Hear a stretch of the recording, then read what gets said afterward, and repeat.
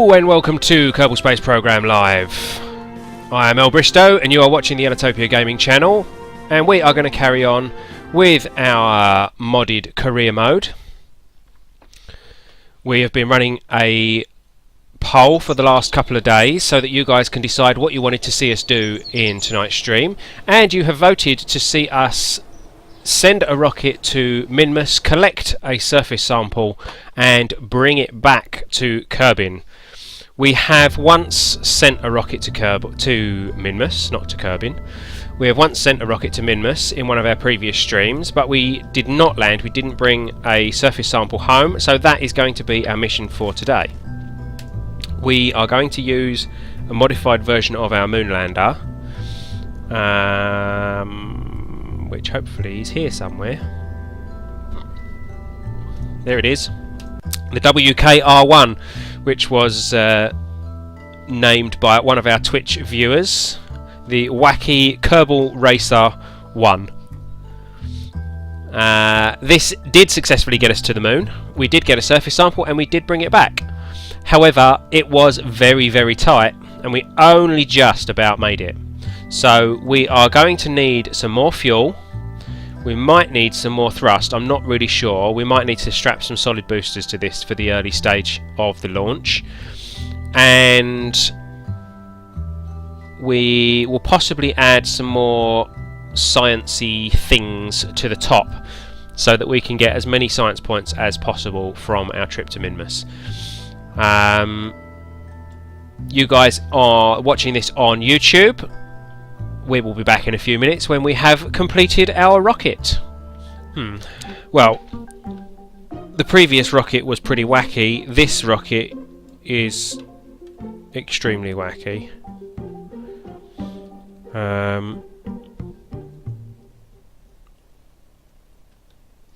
So, we'll call this the WKR2.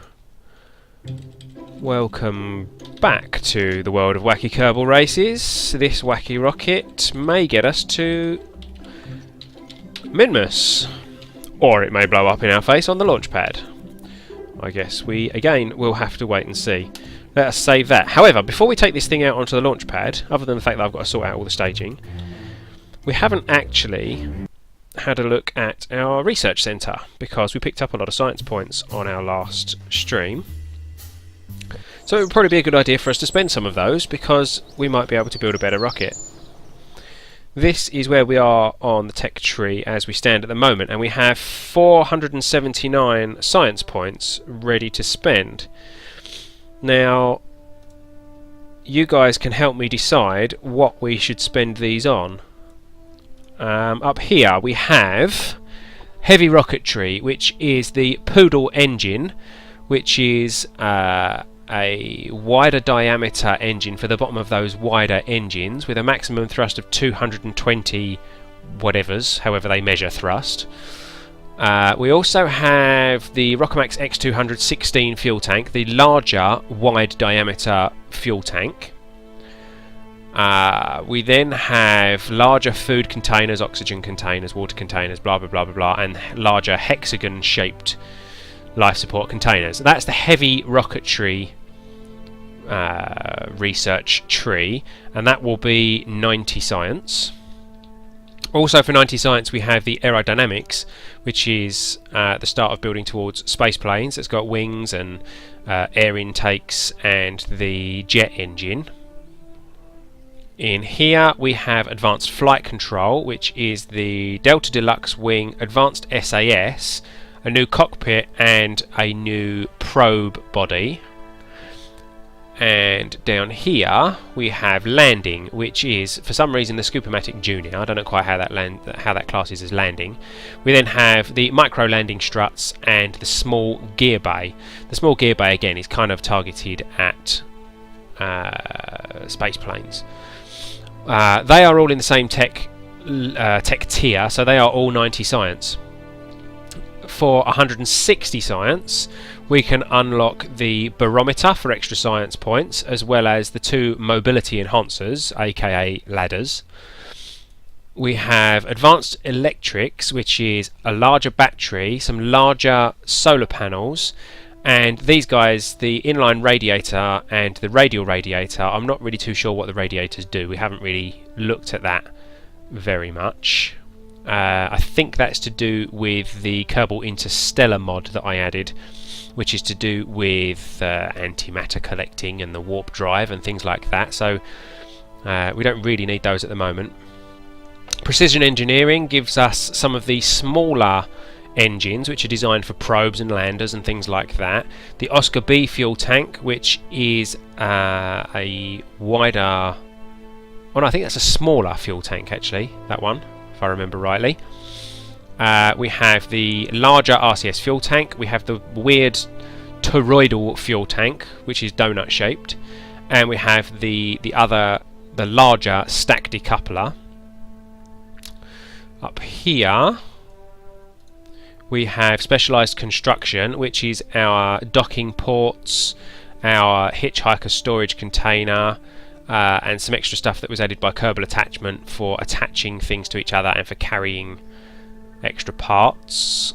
And we have specialised control, which is let's see, heat shields, decouplers, an anchor, and then we have advanced SAS large, Mark 1 lander can. We could use a lander can instead of the pod. Mark 1-2 command pod, a different monopropellant tank, a different RCS engine, and a different parachute.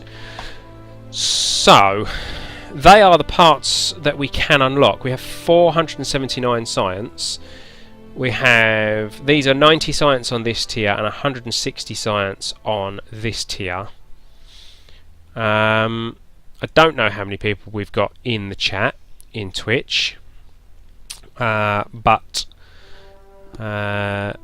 feel free to suggest what you think that we should unlock ready for our mission to Minmus. Or should we just save the points and wait until we come back from Minmus and spend the points on lots of stuff for our next mission? You guys help me decide. Well, right, since you guys in the Twitch chat aren't giving me any guidance, I am going to go for specialised control to give us our lander can, which has moved us on to this stage up here, which we'll take a look at in a moment. I'm thinking maybe the heavy rocketry to unlock the Poodle engine and the bigger fuel tank, because I'm more concerned about us actually getting to Minmus than anything else. I don't think we need any of the other lower tier stuff at this stage. We're not making a space plane. What did we get here? We got the large SAS module as well, so we don't need this small advanced one for the moment. I clicked that, I didn't mean to. Got a sneak peek of that one there. Yeah, I think we are probably going to go for heavy rocketry, mainly for the Poodle engine and this, well, for the Poodle engine and this fuel tank, which leaves us with 229 science. We've now got access to this one up here, which is on the 160 tier, which is heavier rocketry, which gives us Kethane storage apparatus, not important. However, that does give us the Skipper engine. Now the Skipper engine is a very good engine for getting us into space. It's got a lot of thrust, 650 units of thrust, however they measure thrust, compared to what we've just unlocked, the Poodle, which has 220. So it would actually make sense for us to use the Skipper engine to get to Minmus, and we also would then have this larger fuel tank. And what's this? Pure liquid fuel tank. We don't need that, that's for space planes. But these two would make a good combination for our Minmus launch stage. That would be 160 science of the 229 that we've got, which would spend everything that we've got. I don't think that would leave us with any points left to spend on any of these lower tier things. Yes, Sprengy in the chat, definitely bigger rockets equals bigger fireworks. If it goes wrong, it goes really wrong. So I think yeah, let's go for it. Let's go for the heavier rocketry. 160 points, leaving us with 69 science points, which is not enough to unlock anything else. With those two in combination, we have now unlocked this interesting looking tech node, nuclear propulsion, which unlocks the atomic rocket motor, the nuclear reactors, which I believe are from Kerbal Interstellar, the thermal rocket nozzles, which again are from Interstellar, and the tritanium tank, helium tank, TF4 tank and the UF4 tank, all again from Interstellar. But the important one there is the atomic rocket. Oh, excuse me. The atomic rocket, which has very low thrust, but it is very economical, so it's good for intermediate stages and orbital stages. We also now have access to this large control, which gives us the cupola module, which is like an observer version of a lander can. We have the Mark II lander can, and we have the larger RCS fuel tanks. Those obviously we can't unlock because they are 300 science each for these nodes here, and we only have 69 left. But hopefully when we get back from Minmus, we will have lots and lots of science points that we can use to unlock some higher tiers on this tree. So let's head back to the VAB, the Vehicular Assembly Building, and we are back with the WKR2. Now, this is pretty much obsolete now because we've got the lander can. But yeah, this is annoying because that's a pain. Let me see if I can save this as a sub-assembly. Yes, I can. However, cancel that because actually I want to save this as a sub-assembly. I'm going to save this as heavy launch stage.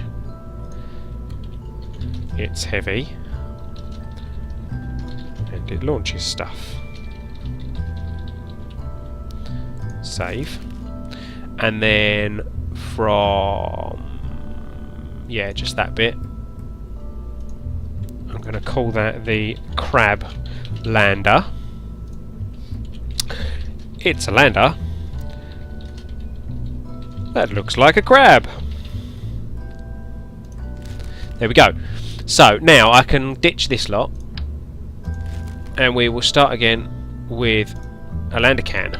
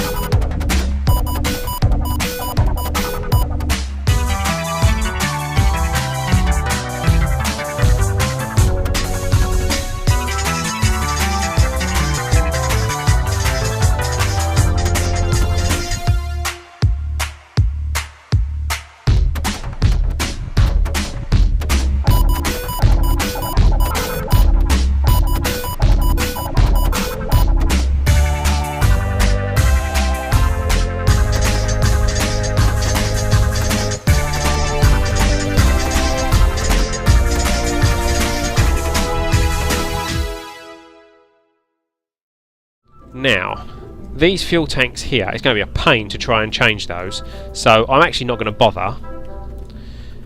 Has the skipper got thrust vectoring? Has the skipper got thrust vectoring? Yes, it has. It's got a vectoring range of 1 degree.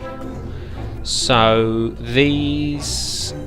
what are we using at the moment? We're using these ones, which have a max thrust of 200, and they have thrust vectoring of 1 degree. We have 3 of those, so that is thrust of 600, and the skipper has 650. And I believe... I'm not sure what the ISP figures mean, but I've got a feeling that the skipper is going to be more efficient. So we remove our weird 3-way split thing that we had before, and we add a skipper engine. Now this is starting to look like a real rocket. Not quite so wacky anymore, apart from this thing, which looks absolutely ridiculous. Have we got anything else that we need to add to this rocket? What did we unlock? It was just the fuel tanks and the engines, wasn't it?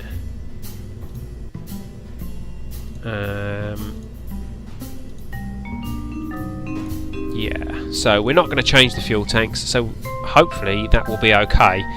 This thing is a bit of a beast.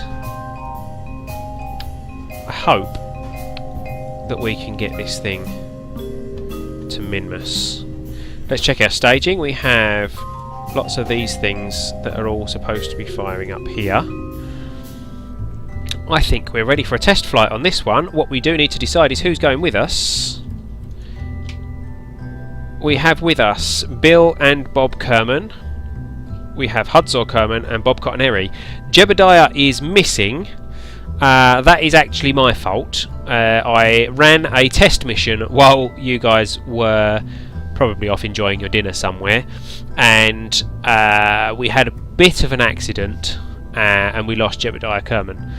Hopefully he will respawn and come back to us, but I thought I was using my backup game, and actually I was using the live save game. So yeah, we haven't got Jebediah at the moment. So we have Bill, we have Bob, we have Hudzor. I'm not sending Bob Cottoneri because they are our double act, and they will only go if they can go together. So who shall we send? Shall we send Bill, Bob, or Hudzor? Hudzor's been getting quite a bit of action recently, so I think we'll rest him today. I don't really want to risk Bill because he's kind of Jebediah's second in command. So I think we're going to take Bob. Bob Kerman is our willing, in inverted commas, volunteer. We have enough food, water and oxygen to last Bob 81 days. Hopefully he won't need all that. We have enough electricity to last 3 hours should we lose all sun. Hopefully again we won't need all that.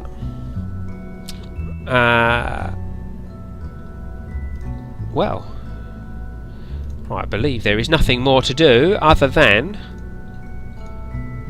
get this thing onto the launch pad, save it, launch it. Okay, so here we are out on the launch pad with the WKR1, which is wobbling around quite a bit. I don't like the look of that. Our resources are all in order. We have plenty of electric charge, our monopropellant, food, water, oxygen, liquid fuel, oxidized solid fuel, and we have no carbon dioxide, wastewater or waste heat, which is good because if we were taking the waste with us from the start, that would be a bit of a waste. So, the WKR2 is ready for launch for its mission to Minmus. Let us get a screenshot of the WKR2. It's a bit dark, isn't it? I think we're, what are we, dusk at the moment. So let's get a screenshot of that. What else can we do? Let's get a screenshot like that with the centre in the background. Nice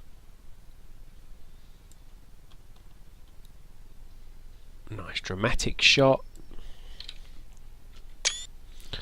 There we go. Got our screenshots. Bring the UI back on so I can see what I'm doing. Let's have a quick look at what it's like in the cockpit for Bob Kerbin, because this is a new cockpit for us. Here we go. He's got a nice big window to look out of, so he can see our flag as he takes off. He can look down and see what's underneath him, which is very handy in a lander. We have, what have we got around here? We've got, our radar altitude is over here this time. We are currently about 70 metres off the ground, above sea level rather. What's this say? Hang on. Software glitch. Update before flight. Don't forget. Okay. Danger. Risk of electric shock. What's that? Warranty void if opened. Okay, don't open that, Bob. That's our vertical speed. This is our nav ball and our orbital speed. We've got a light up there. What's this? Remember, close the hatch. Yes, close the hatch. Remember the hatch is closed. What do we got over here? Pre-flight checklist. Important. Right. Get permission to use ship. Check. Turn off oven. Check. Check for missing parts. Check. Tighten loose screws. Check. Sit in chair. Check. Turn on ship systems. Yeah, well, we've got lights and things. They look like they're on. Check. I can't read that one. Check. Oh, check fuel reserves. Yep, we've got fuel. Check. What? Snack levels. There we go. Check the snack levels. Yep, we've got snacks. We've got them. They're stuck to the roof up there somewhere. What have we got? Run system diagnostics. Everything's here. Check radio contact. Oh, that's a good thing to check, actually. Good job we did it. Here is our dish. We want to target the mission control and activate operational. Yep, we have 90 million meters range on this dish, which should be enough, so we can deactivate that now. For now, we don't need that for the moment. Okay, so check communications. Whoops, let's hide that again. Ding. Communications, check. Engage SAS. Check. See the little green light come on there. There it is. Where are we? Remember EVA helmet. Well, I think he's got his helmet on. I can't see because it's him looking at it. Close airlock hatch. Very important. I think the airlock's behind him. I'm going to trust that it's closed. I hope you did close it, Bob. Okay, so there you go, Bob. You can watch out the window while we take off. So that's our cockpit. This is the WKR2. We are ready for launch on our mission to recover a surface sample of Minmus, which could go very well, or it could go very wrong. Let's see what our lights look like before we launch. Well, hey, lots of lights, lovely. Turn those off, save the energy. And our SAS is on. Our throttle is up to 60%-ish. Resources on screen. We are ready for launch in 5, 4, 3, 2, 1. Whoa, that was a lot of bangs and clicks in my ear holes there. I think we are away clean. We are certainly up in the air and we are gaining speed.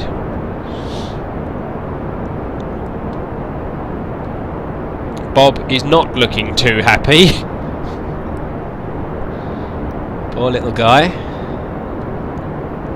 I've got a feeling he was less than willing in his volunteering. We are going to lose the first stage of our liquid fuel boosters before our solid fuel boosters. So we're going to change the staging slightly there. They've just gone, I think. There they go. Cool, just about did that in time.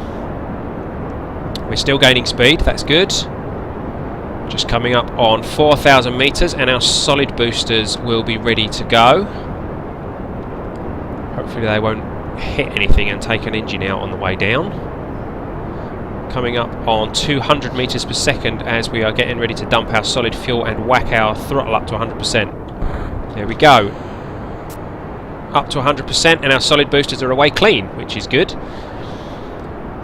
We are at 203 meters per second and increasing. Our next set of liquid fuel tanks will be ready to detach soon.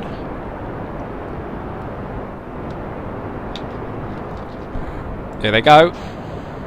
And they didn't hit anything. Yay! So we are down to our main engine and our last two liquid fuel engines. We are at 11,000 meters, so we can start our gravity turn to the east. Here we go. Let's not do it too quickly.